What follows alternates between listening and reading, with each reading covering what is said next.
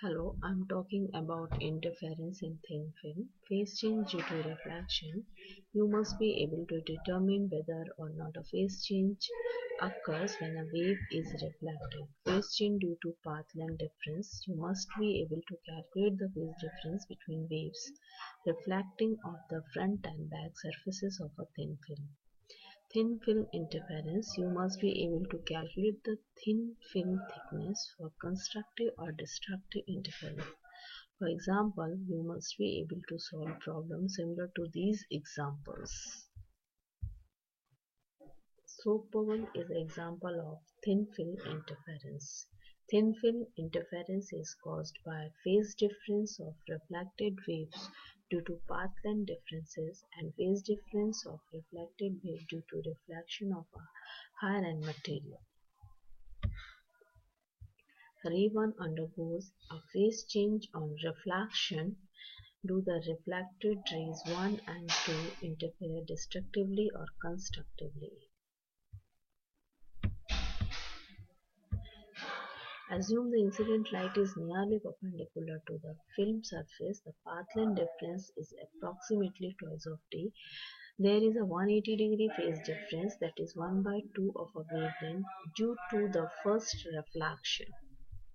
We will get destructive interference when the path difference is an integral multiple of wavelength, that is twice of t is equal to m lambda, where m is equal to 0, 1, 2, 3 and so on.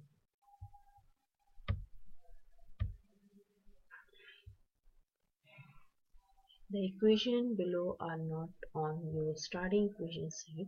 You need to apply the reasoning used here is deriving them to each of your thin film interference problem. 2nt is equal to m lambda, where m is equal to 0, 1, 2, 3, and 2nt is equal to m plus half lambda, where m is equal to 0, 1, 2, 3. These are only true when the film is surrounded by a medium with lower index of refraction than the film. These are valid when the light is incident almost perpendicular to the film. 2nt is equal to m lambda and 2nt is equal to m plus half of lambda. The incident ray in the diagram clearly does not qualify visually as almost perpendicular, that is, because the angle relative to the normal is exaggerated for viewing convenience.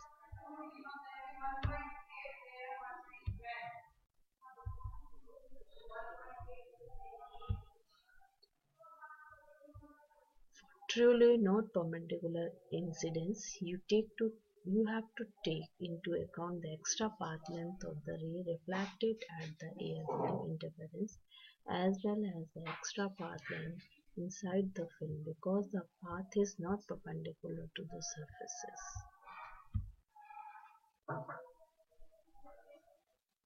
Thank you.